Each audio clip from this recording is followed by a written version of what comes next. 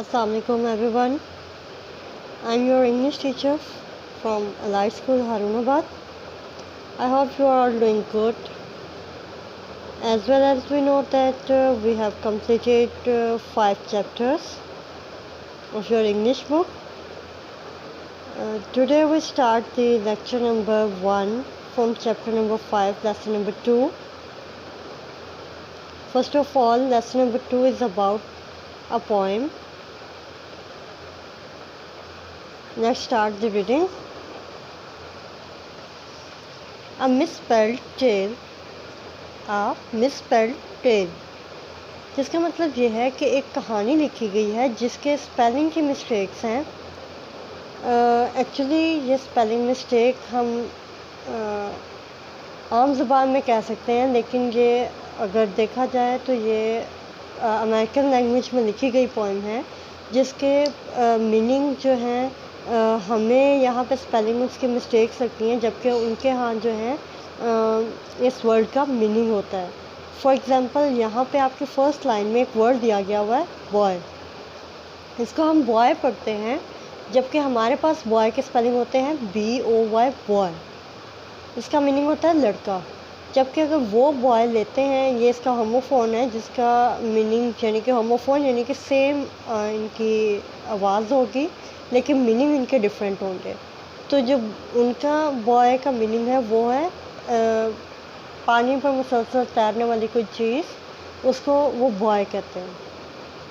तो इस बारे में ये सारी जो है इसमें स्पेलिंग मिस्टेक्स हैं. उसके अलावा इस स्टोरी में क्या कहा गया है कि एक लड़का है जो कि बर्फ़ानी जगह पे रहते हैं वो लोग. अब अपनी मम्मा से परमिशन ले रहा है कि उसको बाहर जाने दिया जाए. जैसे ही वो बाहर जाता है अपनी मम्मा की परमिशन लेके, वहाँ पे स्नो फॉलिंग शुरू हो जाती है. मौसम ज़्यादा ठंडा हो जाता है, बर्फ़बारी स्टार्ट हो जाती है. अब वो उसे रास्ता वापसी का नहीं मिलता है, वो खो जाता है. तो वो बस खुद ही परेशानी के आलम में दुआ कर रहा होता है कि उसको कोई रहमदिल शख्स मिल जाए जो उसको घर जाने में हेल्प कर दे. तो वहाँ से जो है एक आदमी उसको वहाँ पे मिलता है, उसको रास्ता बताता है जिसके थ्रू जो है वो घर वापस आता है. तो इस बारे में स्टोरी है. आइए सबसे पहले हम इसके ग्लोसरी पढ़ लेते हैं, उसके बाद जो है हम इसकी रीडिंग स्टार्ट करेंगे. फर्स्ट ऑफ ऑल वर्ड है गेट. गेट का मीनिंग होता है अ वे ऑफ वॉकिंग और मूविंग अलोंग, यानी कि एक रास्ता जिसके साथ साथ आप चलते जाएंगे, या जैसे बर्फ़ानी इलाकों में कोई रास्ता बन गया हो उसके ऊपर चलना हो, उसको कहते हैं गेट. ग्ली जॉयफुल डिलाइट यानी खुशी से. स्लेड, इसका मतलब भी स्लेज यानी कि लकड़ी की एक गाड़ी जो कि बर्फ़ पर चलाई जाती है बग़ैर पहियों के, जैसे कि आपके पोएम में भी नज़र आ रही होगी. आगे स्लीट पार्शली फ्रोज़न रेन यानी कि बहुत ज़्यादा जमी हुई बारिश का होना, लेकिन ज़्यादा जमा हुआ भी ना होना उसका पानी, उसको कहते हैं slit. Snow drift a bank of snow piled up by the wind. Snow drift कहते हैं एक साइड पर हवा की वजह से बर्फ़ का ज़्यादा सारा इकट्ठा हो जाना, उसको स्नो ड्रिफ्ट कहते हैं. ट्रेचरस इन्वॉल्विंग हिडन डेंजर्स और ऑब्स्टेकल्स यानी कि रुकावट, रास्ते में आने वाले तमाम रुकावट्स को ट्रेचरस कहते हैं. आगे बढ़ते हैं. नोट क्या दिया हुआ है. Note that the poem is full of spelling mistake. The poem has used many homophones. These are words that sound the same but different meaning.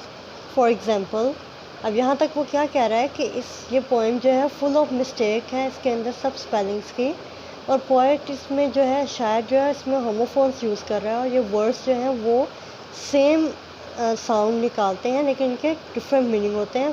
For example boy buoy, dear deer, air heir. अब ये देखिए इन सब के spelling different है, sound same है लेकिन इनके मीनिंग भी डिफरेंट है.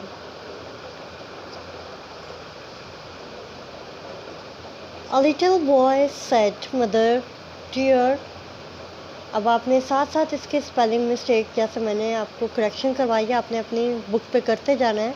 बॉय की स्पेलिंग आप यहाँ पे आगे लिखते जाएंगे, BOY boy.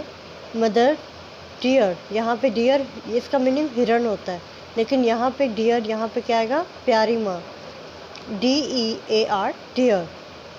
May I go out to play, यहाँ पे टू इसको आप अंडरलाइन करके आगे से करेक्शन कर देंगे, TO to. The sun is bright, the air is clear. अब यहाँ देखिए, यहाँ पे सन उन्होंने जो है वो बेटा यहाँ पे लिखा हुआ है, जबकि यहाँ पे सन जो है वो SUN सन सूरज आएगा।